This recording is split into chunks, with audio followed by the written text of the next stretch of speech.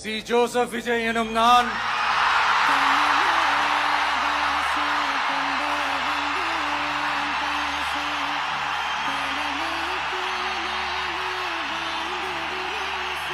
சட்டப்படி அமைக்கப்பெற்ற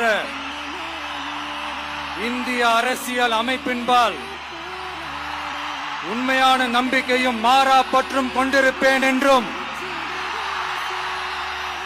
இந்திய நாட்டின் ஒப்பில்லாத முழு முதல் ஆட்சியையும் ஒருமையையும் நிலை நிறுத்துவேன் என்றும் தமிழ்நாட்டு அரசின் முதலமைச்சராக உண்மையாகவும் உளச்சான்றின்படியும் என் கடமைகளை நிறைவேற்றுவேன் என்றும்